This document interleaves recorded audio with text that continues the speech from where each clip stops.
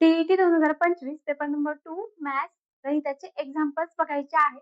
तर हे एक्झाम्पल आहे. तर इथे आपल्याला हे काही अपूर्णांक दिलेले आहेत. यांना आपल्याला चढत्या क्रमाने लिहायचं आहे आणि मधली संख्या कोणती असं विचारलेलं आहे.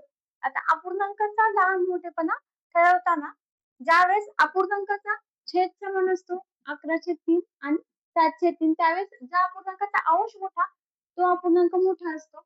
त्याच्या उलट ज्यावेळेस अपूर्णांकाचा अंश समान असतो, ठीक आहे, तर त्यावेळेस ज्या अपूर्णांकाचा छेद लहान तो अपूर्णांक मोठा, ठीक आहे.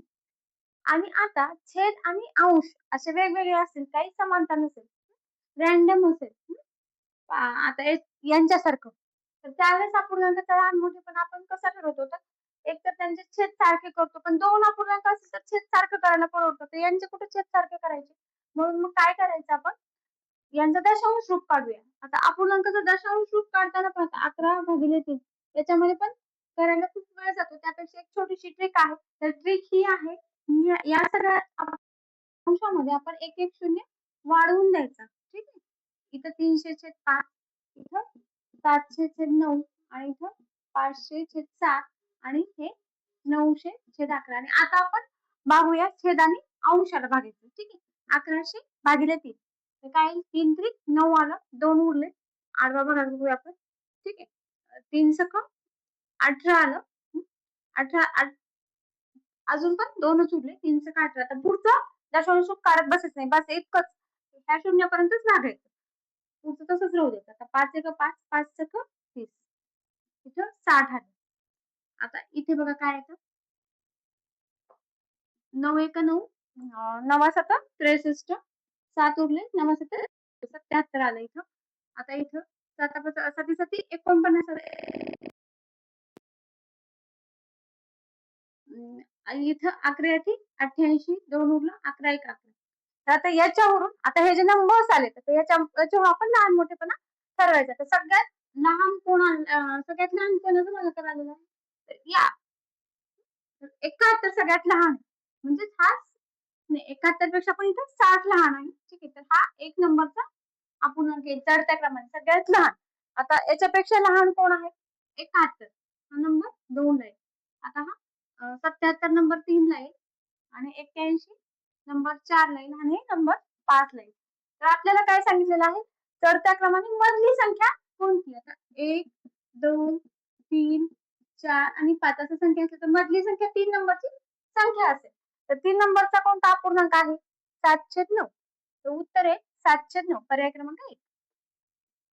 पुढचं गणित आहे, 3 क्रमागत नैसर्गिक संख्या अशा आहेत की लहान संख्येची 5 पट ही मोठ्या संख्येच्या चौपटीपेक्षा 19 ने लहान आहे. तर त्या संख्येची सरासरी विचारलेली आहे. तर क्रमागत नैसर्गिक संख्या पकडताना कधी पण सगळ्यात आता लहान संख्या आपण x मानूया.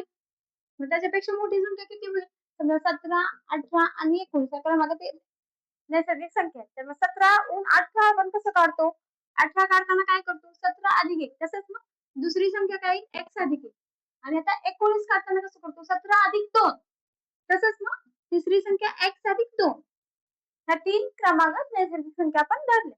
मग आता 3 संख्यांची सरासरी विचारलेली आहे. तर त्या क्रमागत नैसर्गिक संख्या आहेत तर त्यांची सरासरी मधली संख्याच येते. 17, 18, 19 सरासरी 18 येणार आहे. तसंच आता यांची सरासरी x अधिक 1 येणार आहे. पण x किती आहे ते काढायचं आहे. मग x काढण्यासाठी त्यांनी दुसरी कंडिशन दिलेली आहे. काय सांगितलेलं आहे, लहान संख्येची 5 पट. आता लहान संख्येची 5 पट करूया आपण. लहान संख्या आहे x, तिची 5 पट म्हणजे 5 गुणिले x. लहान संख्येची 5 पट ही मोठ्या संख्येच्या चौपटीपेक्षा, आता मोठ्या संख्येची चौपट करा, मग मोठ्या संख्येची चौपट किती येईल, मोठ्या संख्येची चौपट येईल 4 गुणिले x अधिक 2. मोठी संख्या x अधिक 2 आहे, तर 4 ने गुणलं म्हणजे मोठ्या संख्येची चौपट झाली. मोठ्या संख्येच्या चौपटीपेक्षा 19 ने लहान आहे. ठीक आहे, व्यवस्थित समजून घ्या. लहान संख्येची 5 पट, लहान संख्येची 5 पट ही मोठ्या संख्येच्या चौपटीपेक्षा, मोठ्या संख्येच्या चौपटीपेक्षा 19 ने लहान आहे. म्हणजे ही 5 पट लहान संख्येची वजा 19 केली ती मोठी संख्या आली. ठीक आहे, हे आपलं समीकरण तयार झालं. अजून एकदा व्यवस्थित समजून घ्या. लहान संख्येची 5 पट ही मोठ्या संख्येच्या चौपटीपेक्षा 19 ने लहान आहे. म्हणून आपण वजा लहान संख्येच्या 5 पटीमधून 19 वजा केलं, ती मोठी संख्या आहे. हेच आपलं समीकरण तयार झालं. आता हे समीकरण सोडवूया. 5x वजा 19 आता 4 ने इथं गुणूया 4x अधिक 8. ह्या 4 ने x ला गुणलं आधी आणि ह्या 4 ने 2 ला गुणलं. आता हे 4x इकडे आणूया. इकडे आल्यावर हे वजा होईल आणि हे वजा 19 इकडे नेऊया. ते काय होईल? अधिक होईल. 19 किंवा 8 अधिक लिहू तुम्हाला समजेल. 8 अधिक 19. आता इथे x येईल. x बरोबर आता 19 अधिक 8 करा.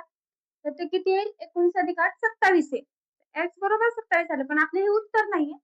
आपल्या कोणत्या कोणत्या संख्या येतील मग? x म्हणजे आपल्याला मिळालं x म्हणजे किती? 27 मिळालं. सरासरी मी तुम्हाला किती सांगितली होती? x अधिक 1 सरासरी येते मधली संख्या. मोठी संख्या छोटी संख्या आली 27. x म्हणजे x अधिक 1 28 आणि तिसरी संख्या आहे x अधिक 2 29. 27, 28, 29. तर यांची जर सरासरी बघायची असेल तर यांची सरासरी मधली संख्या 28 येते. ठीक आहे? 28.